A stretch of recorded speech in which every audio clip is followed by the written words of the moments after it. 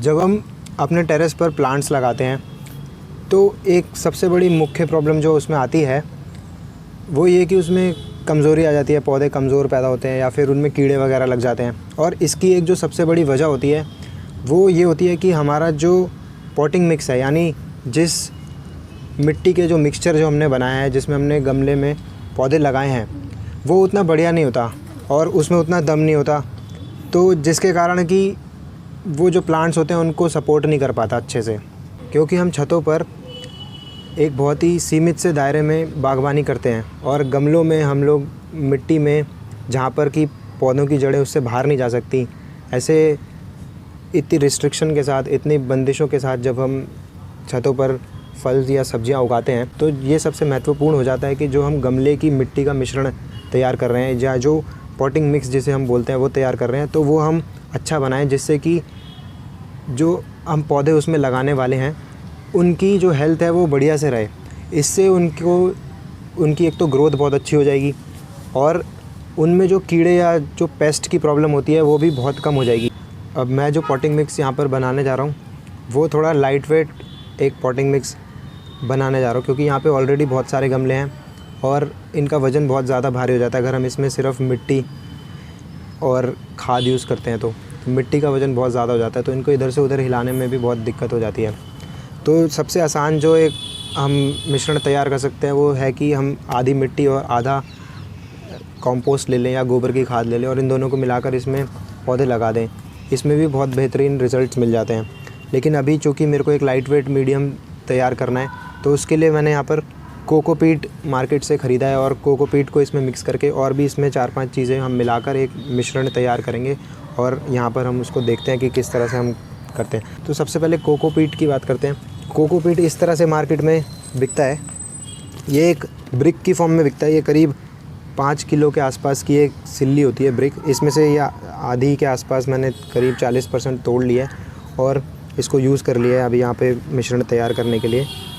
तो ये इस तरह से पैक होकर आता है और ये नारियल का जो कोकोनट का हस्क होता है, नारियल की जो भूसी होती है, उसको कंप्रेस करके ये बनाया जाता है और इसको फिर हम जब यूज़ करते हैं तो ये क्योंकि कंप्रेस्ड होता है इसमें पानी की अब्ज़ॉर्ब करने की क्षमता बहुत ज़्यादा होती है, तो हम क्या करते हैं कि इसको पानी में हम भिगो देते हैं।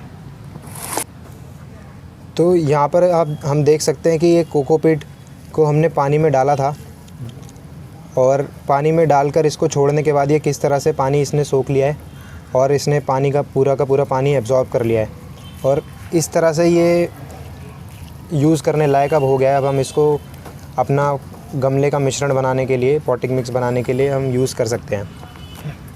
और यहाँ पर ये हमने थोड़ी सी मिट्टी भी ली है। ये मिट्टी आप रेतीली मिट्टी भी ले सकते हैं, बालू मिट्टी जिसको बोलते हैं, या चिकनी मिट्टी जो क्लेई सॉइल होता है वो भी ले सकते हैं। ये फ़िलहाल जो मिट्टी है ये जो मकान के नीचे जो खुदाई होती है ये वहाँ से निकली थी। हमारे यहाँ पर पार्किंग में जो चूहे या घूस होती हैं उन्होंने खुदाई कर दी थी और उसमें से बहुत सारी मिट्टी निकल गई थी और साथ में उसमें बड़े बड़े पत्थर भी थे। तो फिर मैंने सोचा कि क्यों ना उसको ही छत पर इस तरह से इस्तेमाल कर दिया जाए, तो उसी को मैंने यहाँ पर ये ले लिया। इसमें काफ़ी मोटे मोटे पत्थर भी थे जो मैं हटा दिए और काफ़ी छोटे छोटे इसमें बहुत सारे पत्थर हैं। तो कोई बात नहीं, जो छोटे छोटे इसमें पत्थर हैं वो क्या करेंगे कि वो इसकी ना ड्रेनेज इम्प्रूव करने का काम करेंगे। माने कि जो कोकोपीट है और जो हम खाद यूज़ करेंगे वो बहुत कॉम्पैक्ट हो जाती हैं, उनमें इतनी छिद्रता नहीं होगी, तो जो पत्थर और छोटे छोटे रोड़ियों के कारण उसमें छिद्रता बढ़ जाएगी और उसमें जो ड्रेनेज है वो अच्छा हो जाएगा, तो ड्रेनेज उसकी बढ़ जाएगी। उसके बाद फिर ये काउडंग मैन्योर है जिसे हम गोबर की खाद बोलते हैं और ये जो है ये हमने एक गौशाला के बाहर से ली थी। गौशाला वालों के पास, जो गौशाला होती हैं उनके पास बहुत सारा गोबर जो होता है वो बच जाता है और वो लोग उसको यूज़ नहीं कर पाते, तो वो लोग अपने गौशाला के बाहर इसको डंप कर देते हैं और ये वहीं पे पड़े पड़े खाद बनती रहती है। तो ऐसे ही एक गौशाला के बाहर से ये हमने जाकर भरी थी, इसको भी हम आज यूज़ करेंगे। और इसकी जगह पर आप जो मार्केट में कंपोस्ट मिलती है, अगर ये नहीं अवेलेबल हो पा रही तो आप मार्केट की कंपोस्ट भी ले सकते हैं और वर्मी कंपोस्ट वगैरह भी ले सकते हैं। लेकिन कोशिश करें कि इस तरह से अगर आप गौशालाओं से संपर्क करके वहाँ से गोबर की खाद उठा लें तो ये बहुत ही बढ़िया होता है और इसमें कोई आपका ख़र्चा भी नहीं होगा, वो ऐसे ही फ्री में दे देते हैं उनके लिए, तो ये वेस्ट ही होता है। तो इस तरह से आप कर सकते हैं और अपने किचन का साइड में रिसाइकल करके वेस्ट जो है कंपोस्ट और खाद बनाते रहें। उसके बाद इसमें ये जो है हम थोड़ा सा इसमें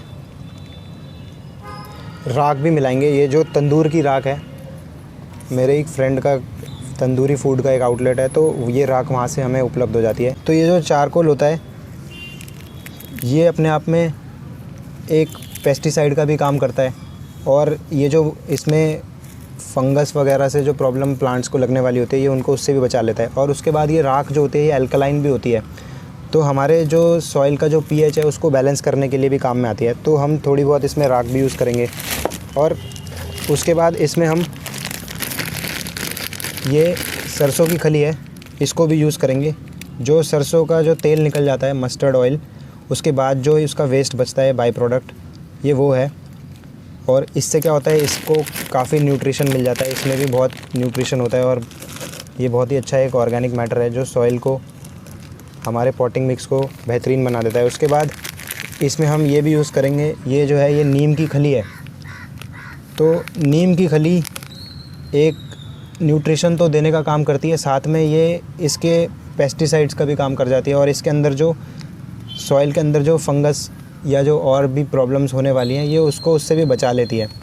तो ये मल्टीपर्पज़ हो जाती है, ये इसमें ऑर्गेनिक कंटेंट भी बढ़ाती है और साथ में इसको कीड़े वगैरह जो लगने की प्रॉब्लम आती है उनसे भी बचा लेती है। और सरसों की खली भी ये दोनों ही काम बढ़िया से कर देती है। तो हम इसको इसमें भी मिलाएंगे। ये जो सरसों की खली, नीम की खली या फिर कोयले की जो राख है ये ऑप्शनल है, ये अगर आपके पास अवेलेबल है तो आप यूज़ कर सकते हैं और अगर नहीं है तो कोई बात नहीं, तो आप सीधा मिट्टी, खाद या कंपोस्ट या और उसके साथ में कोकोपीट, ये तीनों को मिक्स करके ही आप मिश्रण बना सकते हैं। तो अब इन सबको आपस में मिला लेते हैं।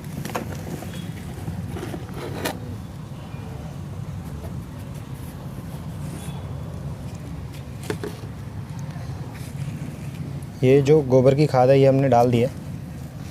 तो इसमें आप 1 पार्ट मिट्टी ले सकते हैं, 2 पार्ट गोबर की खाद और 2 पार्ट ही कोकोपीट ले सकते हैं। और उसके बाद हम ऊपर से बाकी जो चीज़ें हैं थोड़ी थोड़ी डाल देंगे। अगर हमें चारकोल वगैरह डालना है, उसका ऐश डालना है, राख डालनी है तो, और सरसों की खली अगर डालनी है या नीम की खली अगर डालनी है तो वो हम ऊपर से थोड़ा थोड़ा अंदाजे से डाल देंगे। लेकिन जो मेन मिक्सचर जो है उसमें आप ये रेशो यूज़ कर सकते हैं, 1 पार्ट मिट्टी, 2 पार्ट कोकोपीट और 2 पार्ट कंपोस्ट। तो इस तरह से हमने ऑलमोस्ट 20% मिट्टी, 40% कोकोपीट और 40% ही करीब गोबर की खाद ले ली है। यानी 1 भाग मिट्टी, 2 भाग कोकोपीट और 2 भाग गोबर की खाद। और अब हम इसको मिला देते हैं।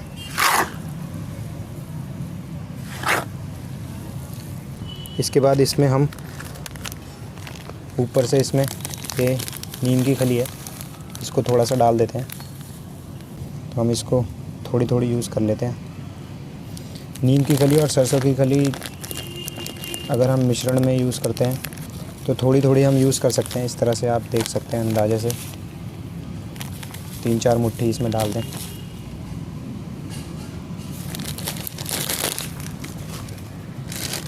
और इसी तरह सरसों की खली भी मैं चम्मच का अल्टा केक भी इसमें डाल देता हूँ। इसको मैं इस तरह से आप अंदाजे से इसमें डाल दें। अगर परसेंटेज में बात करें तो पूरे मिश्रण में आप ये 4 से 5% डाल सकते हैं।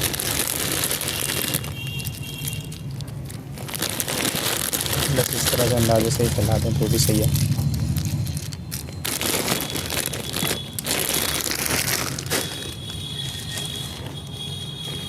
और ये राख भी थोड़ी यूज़ कर लेते हैं।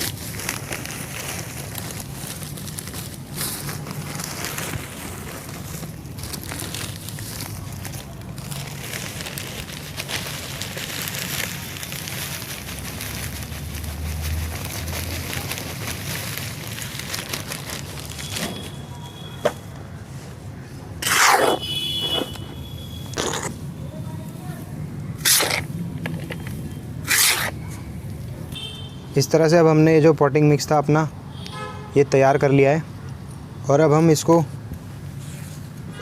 बनाने के बाद अपने गमलों में भर सकते हैं।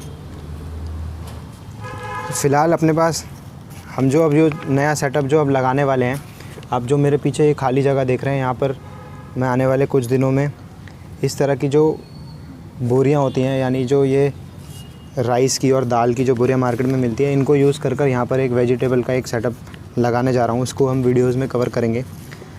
तो हम इसमें भी बहुत सारी सब्जियां आराम से उगा सकते हैं। तो इसको हम यूज़ करने के लिए इसमें एक ड्रेनेज होल कर दें, नीचे छेद कर दें इस तरह से। आप देख सकते हो इसमें होल है, मैंने यहाँ पर 2-3 होल कर दिए हैं छोटे छोटे। और उसके बाद इसमें इन पत्थरों को रख दें और अब हम इसमें अपना जो ये मिश्रण हमने तैयार करा है इसको भर देते हैं।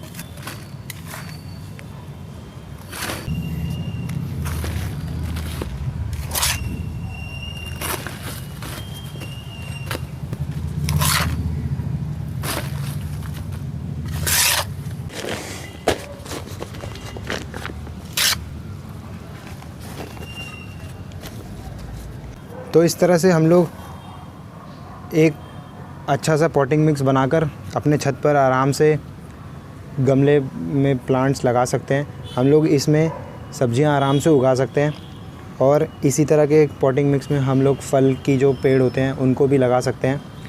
और जो पॉट्स का साइज़ होता है हम उसको फलों के या प्लांट्स के जो भी टाइप्स होते हैं उसके हिसाब से वेरी कर सकते हैं। तो ये बाकी बचे हुए मिक्स को भी मैं इस तरह से भरकर यूज़ कर लूँगा और उम्मीद है आपको ये वीडियोज़ बढ़िया लग रही होंगी, पसंद आ रही होंगी और आप इस चैनल पर बने रहें। धन्यवाद।